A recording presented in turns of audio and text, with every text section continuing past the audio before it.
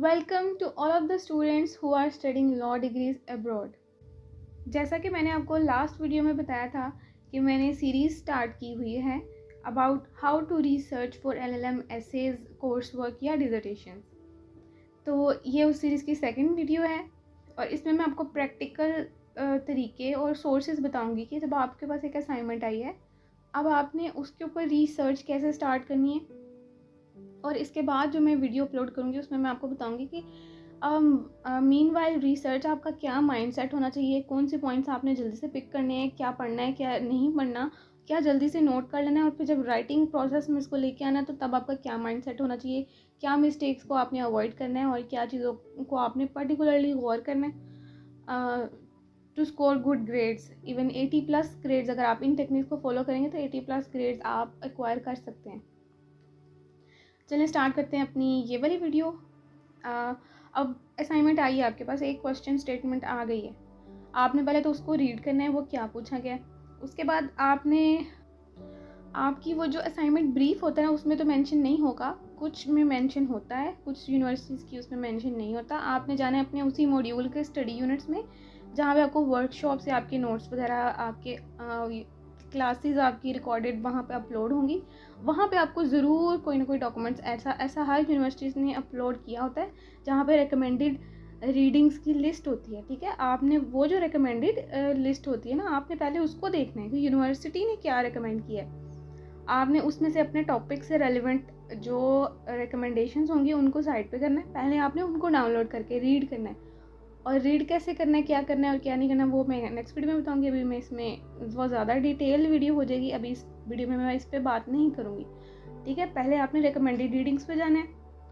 और इससे भी पहले अगर आपने अपनी क्लासेस सही से नहीं अटेंड की हुई, आपको बिल्कुल भी अंडरस्टैंडिंग नहीं है कि ये क्या टॉपिक है, बिल्कुल आपने ज़ीरो से स्टार्ट करना है, तो फिर आई रिकमेंड कि आप लोकल वेबसाइट्स पे, विकीपीडिया पे जाएं इधर उधर से, बल्कि उस पर भी ना जाएं, अपनी क्लास अपनी वर्कशॉप्स ही ओपन करें, अपनी क्लास नोट्स ओपन करें, वहाँ पे आपको बेसिक्स बताएगी। पहले अपनी बेसिक्स इंप्रूव करें। अगर आप कोई और राइटर हैं जो किसी और स्टूडेंट के लिए काम कर रहे हैं तो आप पहले अपनी बेसिक्स को इम्प्रूव करें, बिल्कुल ज़ीरो से स्टार्ट करें, उस टॉपिक की पहले अंडरस्टैंडिंग बनाएं, फिर रिकमेंडेड रीडिंग्स पे जाएं, उसके बाद फिर गूगल स्कॉलर पे जाएं। ठीक है, गूगल स्कॉलर का आई होप सबको पता होगा।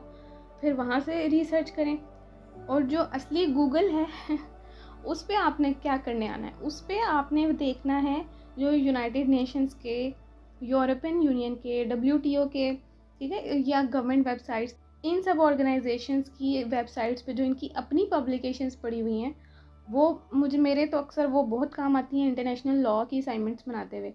वहाँ से काफ़ी अच्छा मटेरियल मिल जाता है मुझे, गूगल से ही इतना मिल जाता है मटेरियल कि फिर मुझे कहीं और गूगल स्कॉलर पे वगैरह पे जानी नहीं पड़ती। और उन असाइनमेंट्स के लिए जो इंटरनेशनल लॉ से रिलेटेड होती हैं या WTO लॉ से रिलेटेड होती हैं, तो आपने गूगल को भी बिल्कुल इग्नोर नहीं कर देना है गूगल स्कॉलर के चक्कर में। गूगल स्कॉलर नो डाउट एक अच्छी चीज़ है, लेकिन गूगल पे भी मैं अपने एक्सपीरियंस से बता रही हूँ कि कभी कभी बहुत अच्छी पब्लिकेशंस मिल जाती हैं कि गूगल स्कॉलर पे जाने की ज़रूरत नहीं पड़ती। अच्छा, ये यहाँ तक जो मैंने चीज़ें बताई हैं ये उन स्टूडेंट्स के लिए जिन्होंने जस्ट पास होना है, जस्ट नॉर्मल मार्क्स भी आ जाए तो चलेगा, उनको अच्छे ग्रेड से कोई वो नहीं है। तो अब जो नेक्स्ट मैं बताने लगी हूँ ये उन स्टूडेंट्स के लिए जो प्रो बनना चाहते हैं, जो इसमें बिल्कुल एक्सपर्ट और मास्टर बनना चाहते हैं। इवन इन फ्यूचर अगर वो लॉ को परस्यू करना चाहते हैं तो तब भी उनके बहुत काम आएगी ये चीज़। और लॉ एक्सपर्ट माना ही उसको जाता है जिनको ये डेटाबेसेस यूज़ करनी आती हों, जो मैं भी बताने लगी हूँ। एक लेक्सिस नेक्सिस और एक वेस्ट लॉ एज। अब इनमें भी आगे से दो तरह की हैं, एक UK वाली है और एक इंटरनेशनल। जैसे वेस्ट लॉ एक इंटरनेशनल है, एक वेस्ट लॉ एज UK है। लेक्सिस नेक्सिस भी इसी तरह इंटरनेशनल अलग है और UK का अलग है। तो आपको ये डेटाबेसेस कहाँ से मिलेंगी? ये तो पेड होती हैं, इनकी तो सब्सक्रिप्शन लेनी पड़ती है, और वो भी आपको ऐसे नहीं मिलती है। जो आपका अपना इंस्टीट्यूशन है ना, अपनी यूनिवर्सिटी ने ही, हर यूनिवर्सिटी इन डेटाबेसेस की और जितने भी एकेडमिक सोर्सेज हैं मेजॉरिटी की, वो आपको फ्री एक्सेस प्रोवाइड करती है, क्योंकि वो आपसे फ़ी चार्ज कर रही होती हैं। ठीक है, जब आप फ़ी पे करते हैं उसमें एक पोर्शन इन डेटाबेसेस का भी आप पे कर रहे होते हैं, तो ये आपका राइट है। हर यूनिवर्सिटी आपको यूज़र नेम पासवर्ड आपको प्रोवाइड करती है। आप कोई सा भी आर्टिकल, कोई भी बुक, चाहे न्यूली पब्लिश्ड भी है ना, तो उसकी भी आपको एक्सेस मिल जाती है। ये यूनिवर्सिटीज़ की बहुत अच्छी बात होती है। तो ये जो दो डेटाबेसेस हैं, मेजॉरिटी LLM के जो मॉड्यूल होता है फाउंडेशन ऑफ रिसर्च वाला, जाते ही आपको जो मॉड्यूल में पढ़ाया जाता है उसमें आपको ये दोनों डेटाबेसेस सिखाई जाती हैं, प्रॉपर ट्रेनिंग दी जाती है। तो वो वहाँ क्लासेस स्टूडेंट्स नहीं लेते, इग्नोर कर देते हैं। आपका इस पर छोटा सा MCQ एग्ज़ाम भी होता है, तो वो ट्रेनिंग होती है आपकी, इस पर आपको सर्टिफिकेट भी इशू किया जाता है कि ठीक है अब आप क्वालिफाइड हैं, अब आपको ये डेटाबेसेस यूज़ करनी आ गई हैं। ये थोड़ा सा इनमें टेक्निकल चीज़ें आ जाती हैं, वो सीखनी आपकी ज़रूरी हैं। मैं सारी तो नहीं आपको सिखा सकती कैसे ऑपरेट करना है, क्या करना है। आप बेहतर होगा आप अपनी यूनिवर्सिटी के फॉरम पे जाके वहाँ से आप ट्रेनिंग लें इनको यूज़ करने की। और उसके अलावा अगर ये बहुत अच्छी चीज़ है एक लॉ रिसर्चर के लिए, और यहाँ कहीं मैं आपको पिक्चर में दिखा भी दूँगी कि हाउ इट लुक्स, ये डेटाबेसेस कैसी दिखती हैं, इनका इंटरफेस कैसा होता है। अगर मैं आपको ओवरव्यू दूँ तो मैं आपको छोटी सी इसके बारे में थोड़ा सा बस सिखा देती हूँ कि आपने बूलियन ऑपरेटर्स होते हैं, एंड यहाँ पे आपको लिखा नज़र आ रहा होगा स्लाइड में, एंड और नॉट और एक्सक्लेमेशन मार्क। इसके अलावा भी होते हैं, मैं वो ज़्यादा लेंथी हो जाएगा, उस डिटेल्स में नहीं जा रही। मेजर इंपॉर्टेंट जो है ना वो ये वाले ऑपरेटर्स होते हैं। इनको यूज़ करते हुए आपने जो लेक्सिस की डेटाबेस है ना उनमें ये ऑपरेटर्स यूज़ होते हैं और बड़े कमाल के हैं। बहुत इजीली आपको अपना रिक्वायर्ड जो भी चीज़ आपको केस लॉ चाहिए, सबसे अच्छी चीज़ मुझे इन डेटाबेसेस की ये लगती है कि फॉर एग्जांपल एक एक्ट है, एक स्टैट्यूट है, ठीक है, उसकी provision number, article number 10 for example, उस पर मैंने क्रिटिकल एनालिसिस लिखना है, ठीक है।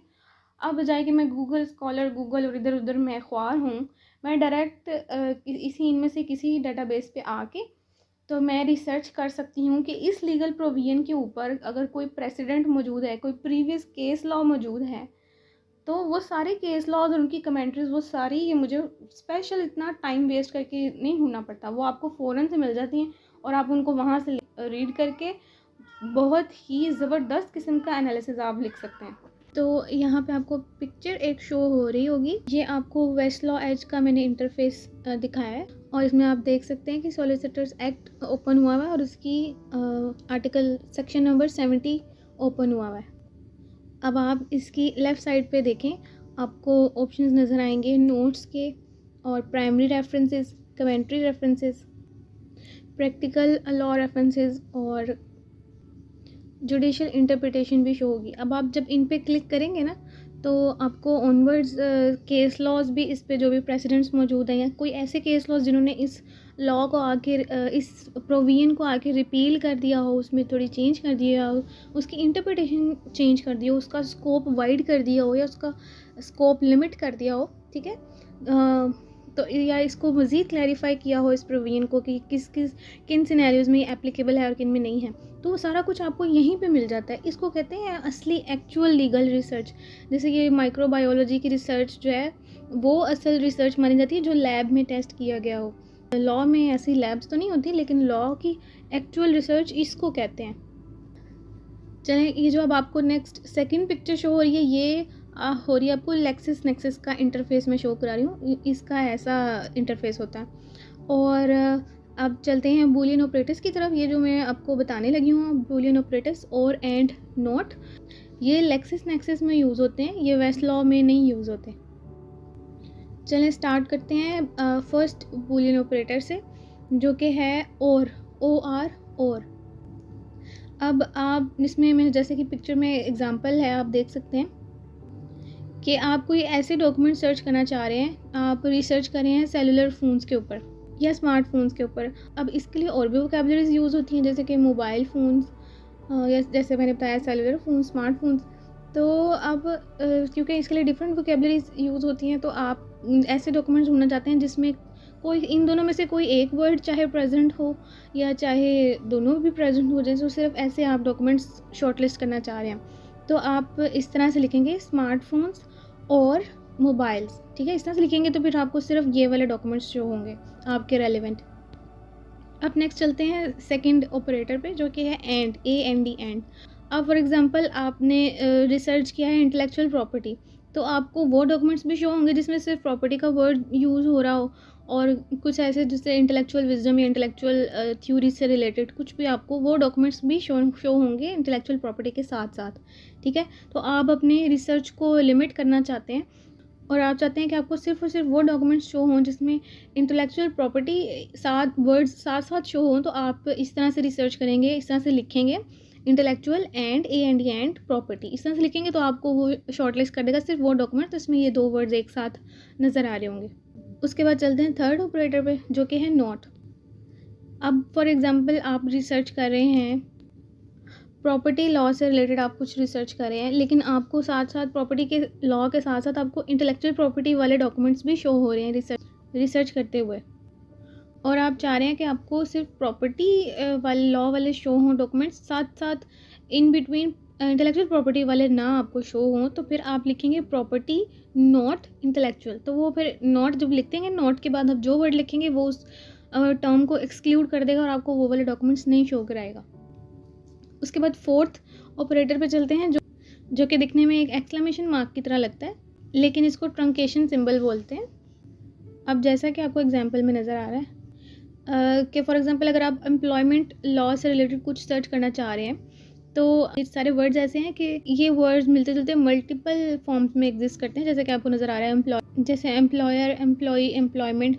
तो आप चाह रहे हैं कि ये इस तरह के सब वर्ड्स आपको शो हों रिसर्च करते हुए, तो आप जस्ट पूरा नहीं लिखेंगे, जस्ट एम्प्लॉय वाई के बाद आप ट्रंकेशन मार्क यानी कि एक्सक्लेमेशन मार्क सिंबल आप लगा देंगे, तो फिर आपको वो वाले सारे डॉक्यूमेंट्स रिसर्च पेपर्स शो होंगे जिसमें इसके सब वेरिएंट्स मौजूद हों।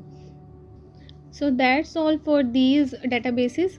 अब मैं आपको ज़्यादा डिटेल्स में नहीं सिखा सकती, यहाँ पे वीडियो बहुत लेंथी हो जाएगी, लेकिन अगर मुझे ज़्यादा स्टूडेंट्स की रिक्वेस्ट आई कि हमें प्रॉपर इसकी ट्रेनिंग दे दें थ्रू आउट डेटाबेस को, ओवरऑल कैसे यूज़ करना है, कैसे ये हेल्पफुल साबित हो सकता है, इसमें से रेलिवेंट मटेरियल आप क्विकली निकालना चाह रहे हैं और इसमें एक्सपर्ट या प्रो बनना चाह रहे हैं, तो फिर मैं इस पर भी एक सीरीज़ स्टार्ट कर दूँगी, लेकिन ज़्यादा स्टूडेंट्स की रिक्वेस्ट आई तो फिर, अदरवाइज़ नहीं। So that's all for today's video. अब इससे नेक्स्ट वीडियो में मैं आपको थ्रू आउट रिसर्च प्रोसेस में नोट्स टेकिंग कैसे कर रहे होते हैं, क्या डूज एंड डोंट्स आपको फॉलो करने चाहिए, और उसको जो रिसर्च की है उसको राइटिंग प्रोसेस में कैसे लेके आना है, आपका माइंड मैपिंग कैसे होनी चाहिए। थर्ड और लास्ट वीडियो मेरी इस टॉपिक पे होगी, इस हाउ टू रिसर्च वाली सीरीज़ में। बस 3 वीडियोज़ में मैंने इस टॉपिक को कवर किया। Thanks for watching till now. Kindly like and subscribe this channel. See you in the next video.